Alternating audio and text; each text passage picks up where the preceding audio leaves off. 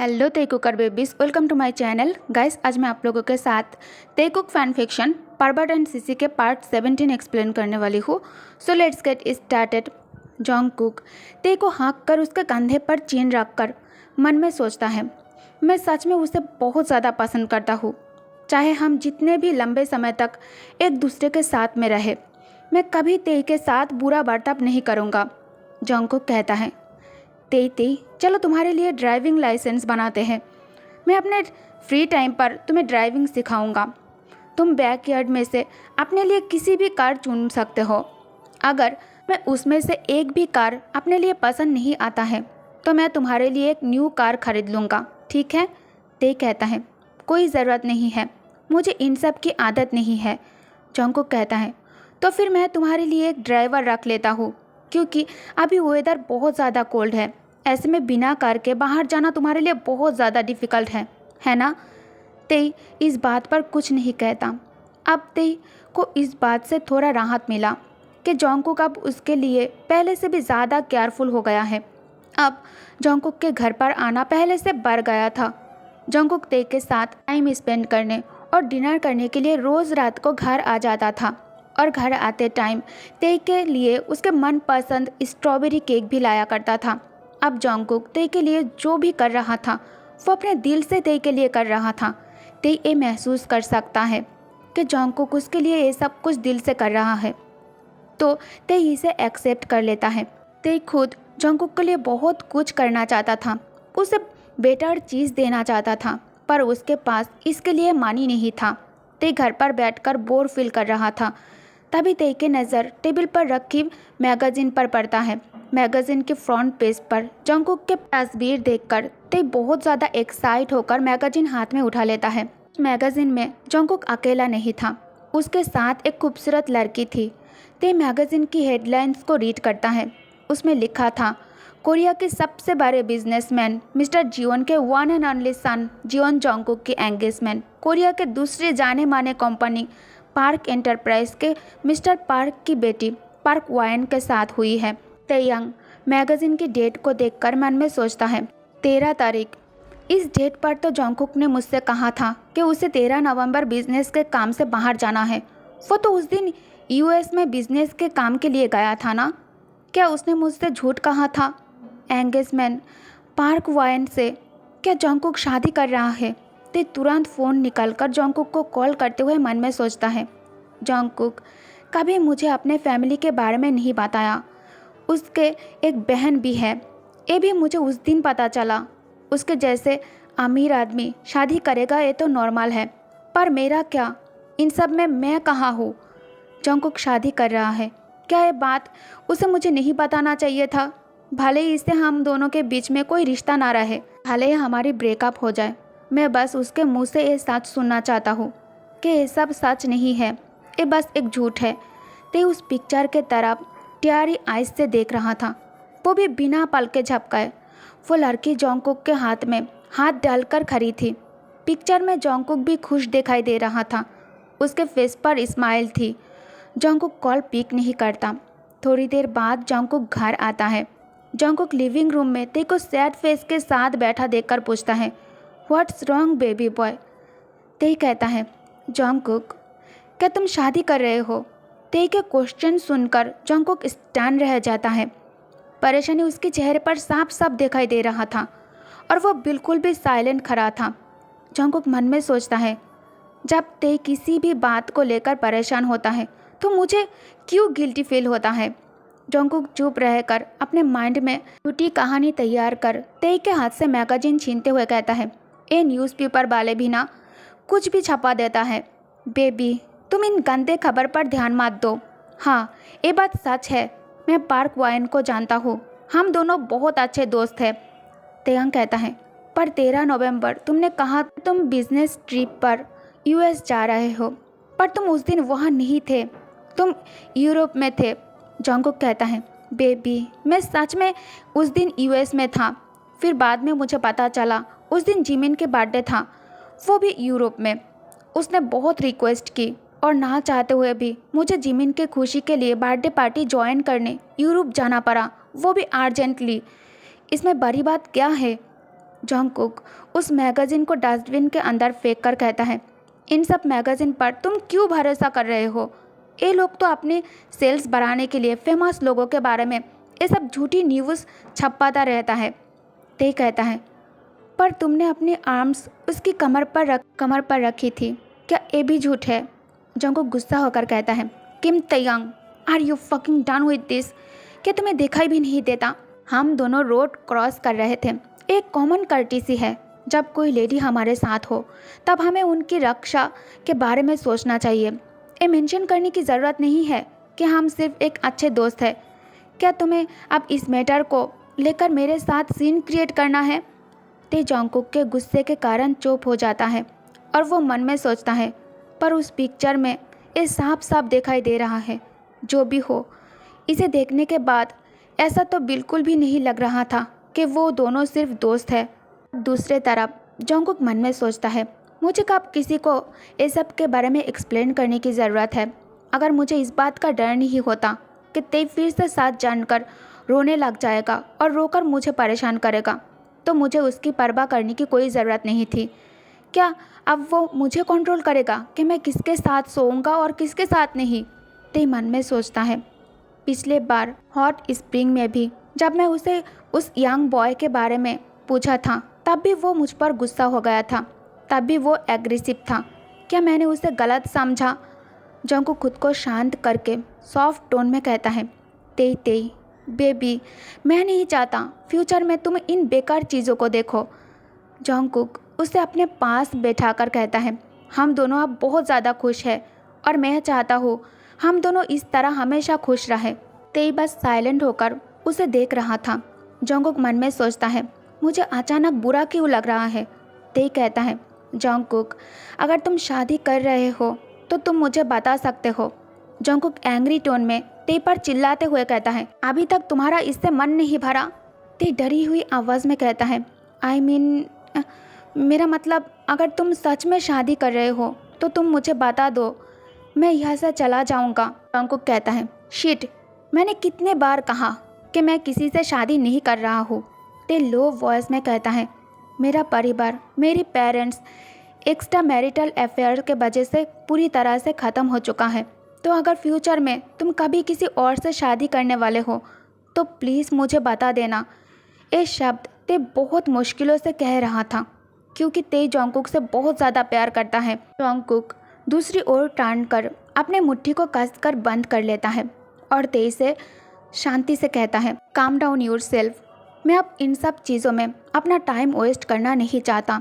ते डस्टबिन से उस मैगजीन को उठाकर फिर से उन फोटोज़ को देखकर साइलेंटली रोते हुए आंख बंद कर मन में कहता है, जंगकुक मेरे लिए बहुत इम्पॉर्टेंट है। मैं उसके बिना खुद को इमेजिन भी नहीं कर सकता। अगर कभी वो मुझे ना चुनकर किसी और को अपने लिए चुनता है, तब मैं क्या करूँगा? जंगकुक घर से बाहर आकर कार में बैठने से पहले जिमिन को कॉल करता है। जंगकुक कहता है, हे जिमिनी, जल्दी से इस बात का पता लगाओ, वो इडियट कौन है जिसने मेरी और पार्क वायन की पिक्चर उस मैगजीन पर छपी है। कॉल काट कर जंगकुक गुस्से से कार के डोर पर पंच करता है।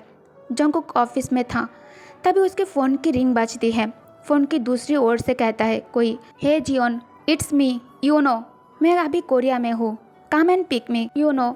जंगकुक को अपने साथ कोरिया के मशहूर और एक्सपेंसिव नाइट क्लब में लेकर आता है और बार के काउंटर पे एक से एक महंगी शराब की बोतल रखे हुए थे। यूनो कहता है, अंदर चलो और हमारे साथ अपने एंगेजमेंट को सेलिब्रेट करो। जंगकुक कहता है, इसमें सेलिब्रेट करने वाली क्या बात है? यूनो कहता है, अगर ऐसी बात है तो तुम यहाँ क्यों हो? जंगकुक काउच पर बैठकर कंफर्टेबली अपना सर पीछे टिकाकर आंखें बंद करके कहता है, क्या मैं ऐसे ही तुमसे यहाँ मिलने के लिए नहीं आ सकता? आखिरकार तुम इतने दूर से कोरिया इतने दिनों बाद आए हो। यूनो कहता है, तो कैसा रहेगा, साथ में एक एक ग्लास वाइन पी लिया जाए। यूनो कहता है, तुम्हारे होने वाली बीबी वो कैसी है और क्या करती है? जंगकुक कहता है, शी इज़ फाइन, सब कुछ एक दिखावा है बस। यूनो कहता है, अगर ऐसी बात है तब तुम इतने उदास क्यों दिखाई दे रहे हो? जंगकुक कहता है, क्या तुमने मैगजीन की उस तस्वीर को नहीं देखा? नोना मेरी परमिशन के बिना ही उन तस्वीर को मैगजीन पर पोस्ट कर दिया। मैंने पहले ही नोना से प्रॉमिस किया था कि मैं वायन से शादी करूँगा, पर शायद उन्हें इस बात का डर था कि मैं अपनी वर्ड से पीछे हट जाऊँगा, इसलिए वो ये सब हरकतें कर रही है। पर उनको ये नहीं पता, जब जब वो मुझ पर किसी चीज़ को थोपने की कोशिश करता है, मैं इन सब से उतना ही इरिटेट हो जाता हूँ, मैं उतना ही उनके बात कम सुनना चाहता हूँ। यूनो कहता है, तुम्हारी बहन बहुत कैपेबल है, वो तुम्हें अच्छे से जानती है, उन्हें बस इस बात का डर है जब तुम जाग जाओगे तब तुम्हें अपने किए पर बहुत ज़्यादा रिग्रेट होगा और तब तुम्हारी वजह से दोनों परिवार शर्मिंदा होंगे। तुमने पहले भी इस तरह की बहुत सी गंदे चीज़ें की हैं। Be prepared. ऐसे भी अब जब तुम किसी और से शादी करने का इरादा रखते हो, सयोन दी के चाल के बारे में तुम इतना परवाह क्यों करते हो? जंगकुक वाइन पीते हुए कहता है, मुझे इसकी बिल्कुल भी परवाह नहीं है। परेशानी तो इस बात का है, ते मैगजीन में उन तस्वीर को देख लिया है और जैसे ही मैंने घर पर आया वो मुझ पर चिल्लाना शुरू कर दिया।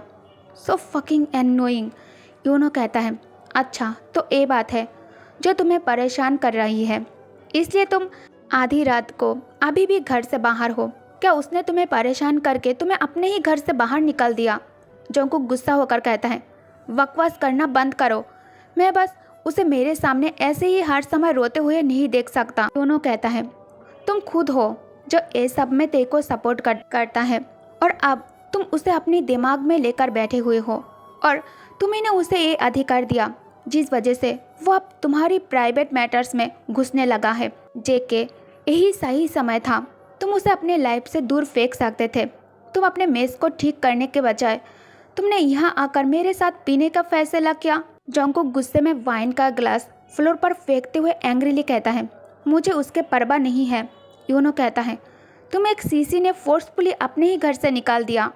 जंगकुक वॉइस रेस करके कहता है, यूनो, अगर तुम मेरे साथ ऐसी ही बात करते रहे तो मैं यहाँ से चला जाऊँगा। यूनो कहता है, पर तुम नेक्स्ट ईयर वाइन के साथ शादी करने वाले हो, तो तुमने सोचा कि तुम तेई के साथ आगे क्या करने वाले हो? जंगकुक अपना सर पकड़ कर कहता है, कुछ नहीं, ऐसे भी मैं तेई से ब्रेकअप नहीं करूँगा। वाइन एक ओपन माइंडेड लड़की है। एंगेजमेंट के दूसरे दिन ही उसने मुझे कहा कि शादी के बाद हम एक दूसरे के पर्सनल मैटर्स में दखल नहीं देंगे।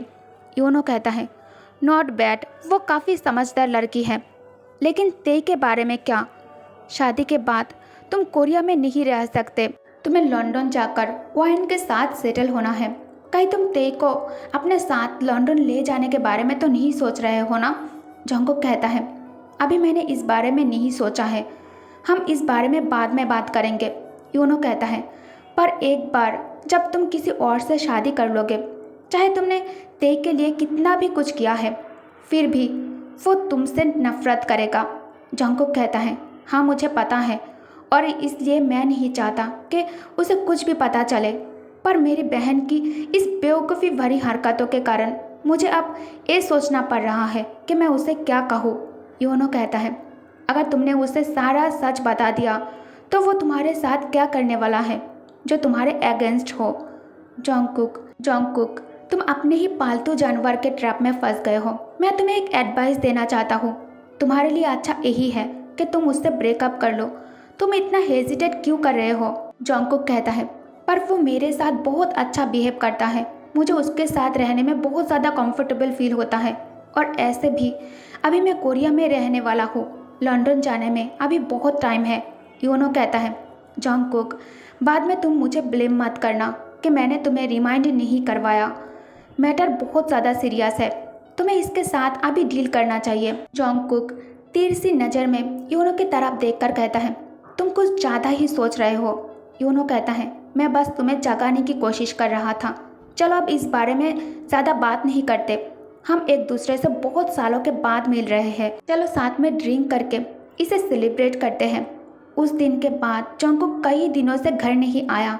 उसने ना ही तेई को कोई कॉल किया और ना ही उसे कोई मैसेज किया। पर तेई को जंगकुक के लिए काफ़ी ज़्यादा फिक्र हो रहा था। वो एवरीडे अच्छे से सो नहीं पा रहे थे। तेई अपने एग्ज़ाम में भी अच्छे से ध्यान नहीं दे पा रहा था। तेई फिर से नॉन स्टॉप अपने लिए जॉब ढूंढना शुरू कर देता है, क्योंकि उसे एहसास हुआ अगर वो ऐसे ही घर पर खाली बैठे रहे तो उसकी सिचुएशन और भी ज़्यादा एबनॉर्मल हो जाएगा। ते घर आकर थक कर बेड पर सो जाता है ते फ़ोन हाथ में लेकर कॉल्स और मैसेजेस को चेक करता है।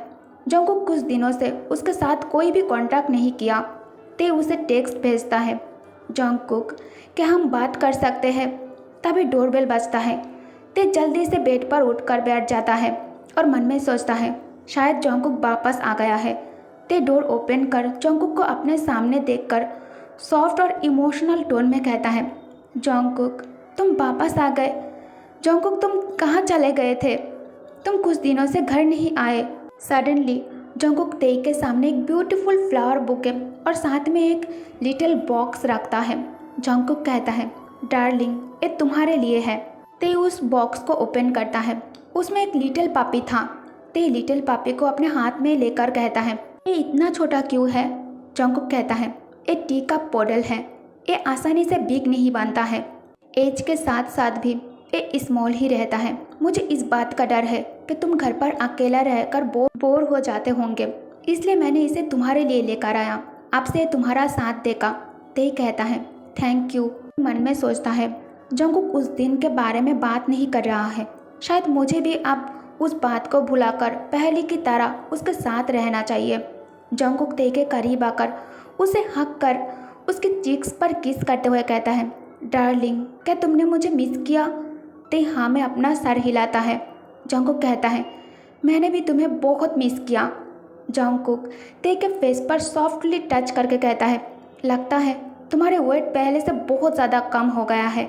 ते कहता है, नहीं मुझे ऐसा नहीं लगता।